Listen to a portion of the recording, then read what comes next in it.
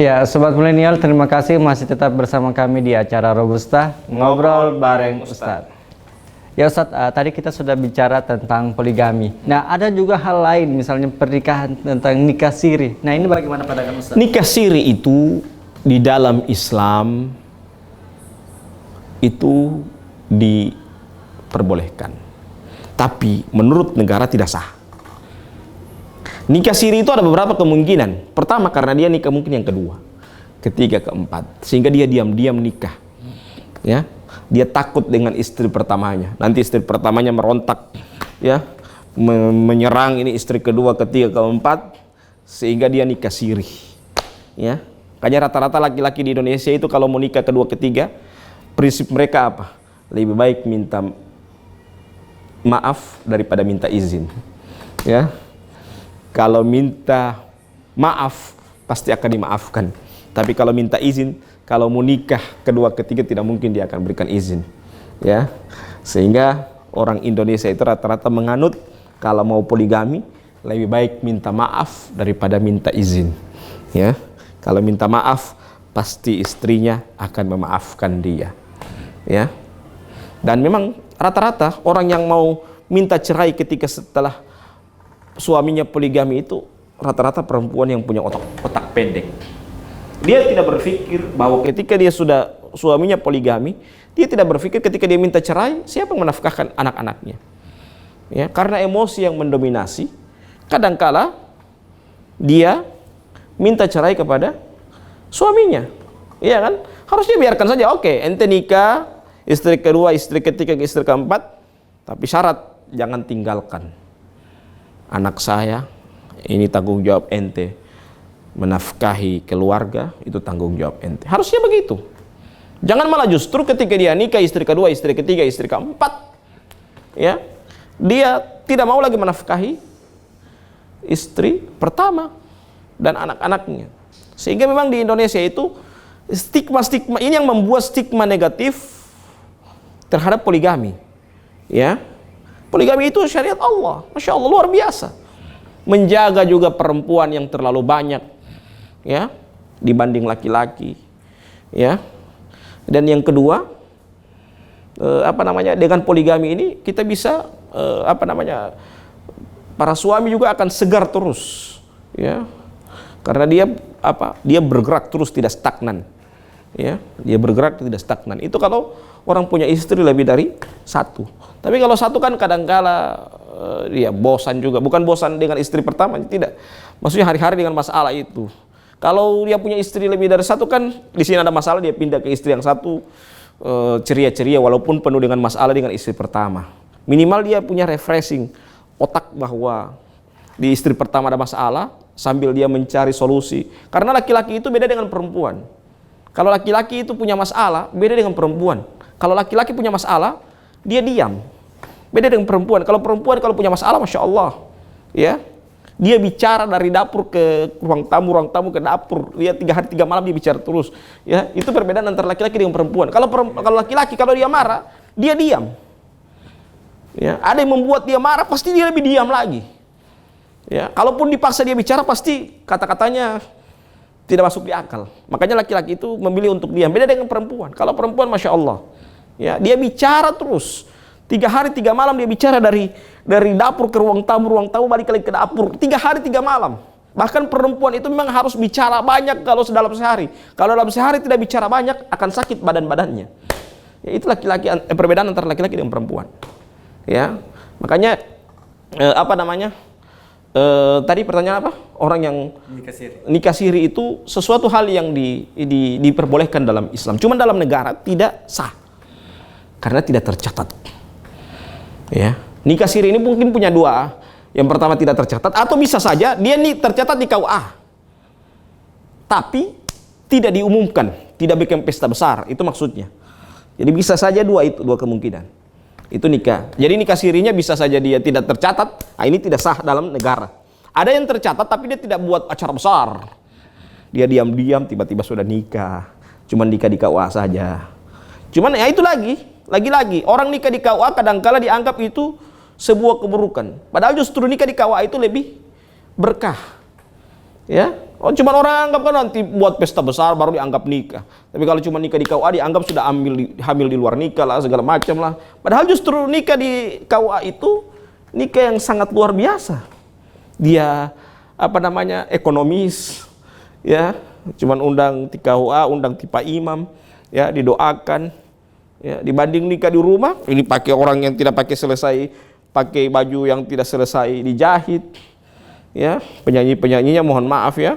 Ya, walaupun juga ada yang penyanyi-penyanyi yang muslimah. Ya. Tapi dalam artian kan ini nikah ibadah. Jangan kotori ibadah itu dengan kemaksiatan. Apalagi awal dari kehidupan yang baru kita.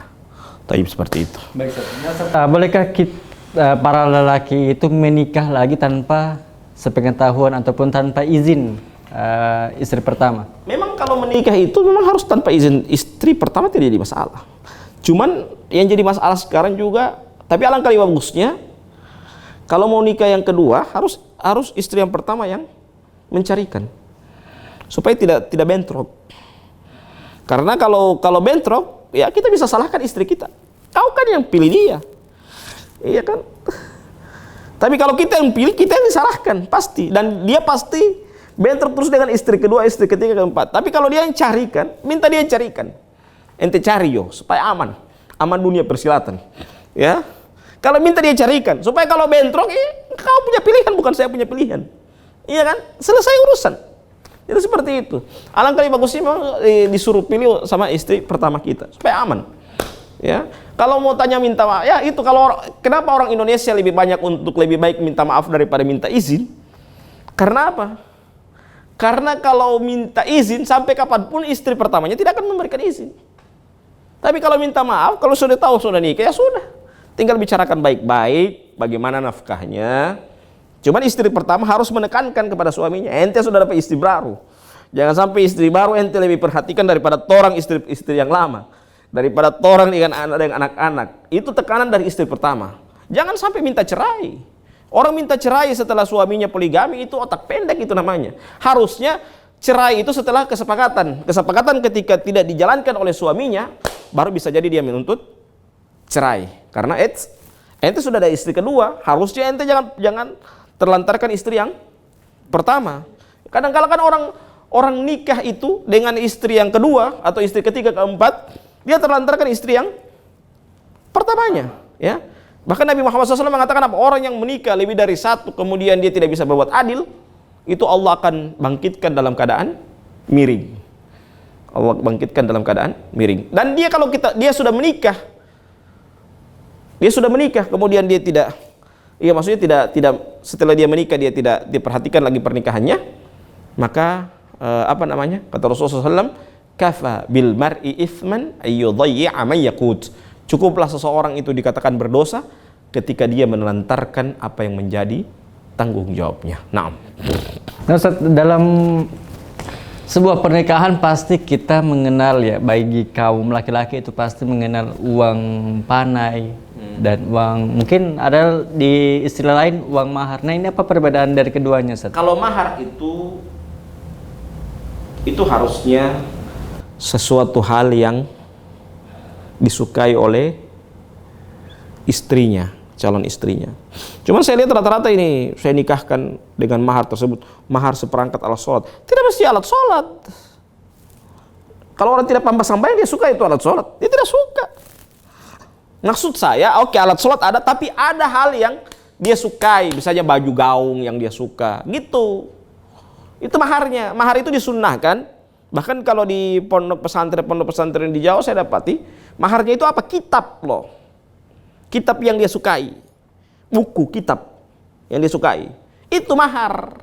Jadi mahar itu disunnahkan hal yang disukai oleh calon istrinya. Itu. Ya. Jadi mahar itu tidak mesti harus seperangkat alat sholat. Kalau tidak paham sembahyang, tidak paham sholat, ya seperangkat alat sholat mau apa-apa sholat jadi hiasan lemari, atau nanti mau pakai nanti Ramadan, kan tidak. Iya. Maksud saya, seperangkat alat sholat itu bagus karena dia muslimah. Iya, itu saya tidak pungkiri itu. Cuman maksud saya, jangan sampai itu menjadi tradisi yang yang sudah mulai hilang, yang harusnya mahar itu sebenarnya yang disukai oleh istri. Itu beda. Kalau uang padai itu biaya nikah. Biaya nikah berapa jumlah undangan, pakai gedung atau pakai rumah, pakai tenda sama itu padai. Ya. Ada juga ketika itu Ustaz, orang tuanya minta 30 juta, 100 juta, 50 juta itu. Iya, uang panai itu. Uang panai. Uang panai. Nah, berarti itu perhitungan dia hitung mungkin 5 ekor sapi misalnya, atau apa namanya, 5 ekor sapi tambah 4 ekor sapi atau 3 ekor sapi tambah misalnya beras 20 koli ya, untuk apa namanya, atau apa, intinya makanan-makanan dan persiapan-persiapan di hari pesta itu. Ya Ustaz, kita ini sebagai laki-laki juga agak takut juga untuk menikah, karena kalau misalnya ketika melamar ya yang diminta orang tuanya kadang sudah 100 juta, 200 juta. Pernah saya mendampingi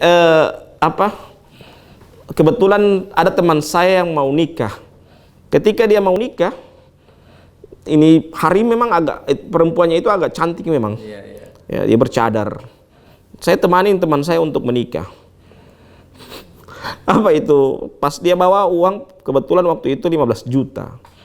Bapaknya bilang begitu, "Itu Dek, Gucci saya, orang mau beli 30 juta, saya tidak kasih." Saya langsung sambung sampai teman saya, apalagi DP anak. Ya, jadi dia bawa 10 juta, kasihan ini laki-laki. Ya, yang mau melamar ini minta, mau khitbah sama perempuan itu. Apa itu kata orang tua? "Itu Dek, Gucci saya, orang tawar 30 juta saya tidak kasih." Saya bilang, berarti jelas DP anak perempuan lebih mahal daripada Gucci. Gucci saja 30 juta, dia tidak kasih. Ya. Apa namanya, biaya ini memang panai itu memang semakin hari semakin bertambah. Dengan jumlah undangan. Apalagi kalau dia undang juga dia orang besar, misalnya orang tuanya pejabat, pasti dia tidak undang mungkin orang-orang biasa, orang-orang pejabat juga. Tambah lagi belum lagi kalau dia punya kenalan-kenalan lagi yang dari luar daerah. Belum lagi kalau dia punya kenalan lagi para artis. Ya jelas undangannya orang-orang besar loh, bukan orang-orang kecil. Ya. Bukan orang-orang kecil. Makanya apa namanya? Rasulullah SAW mengatakan apa? Seburuk-buruk makanan itu adalah makanan pesta. Karena apa? Banyak mubadzirnya. Boleh kita undang orang, yang penting makanannya habis. Ya. Kenapa sampai Nabi mencela itu seburuk-buruk makanan adalah makanan pesta? Karena apa? Makanan pesta itu banyak yang mubadzirnya. Orang makan bos setengah, dia rasa setengah, dia setengah orang tidak makan. Ya, mubadzir. Makanya Nabi itu sudah mencela, sudah bayangkan 14 abad yang lalu Nabi sudah menceritakan kepada kita bahwa seburuk-buruk makanan adalah makanan pesta. Karena apa? Cuma memberikan makanan kepada para pembesar, tidak memberikan makanan kepada orang miskin.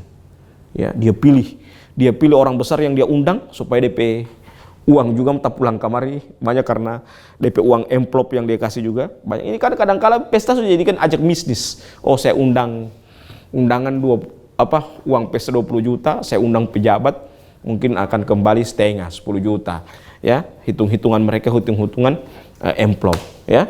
Jadi makanya lebih bagus itu menikah itu yang kita cari adalah keberkahan pernikahan. Makanya kenapa, coba lihat doa nikah apa? Barakallahu lakuma wa baraka alaikuma wa jama'a bainakuma fi khair. Ya, semoga Allah memberkahi keberkahan pernikahan kalian berdua. Barakallahu lakuma wa baraka alaikuma. Jadi doa keberkahan kepada pengantin itu dua, suka dan duka. Ya. Lakuma itu suka, alaikuma itu duka.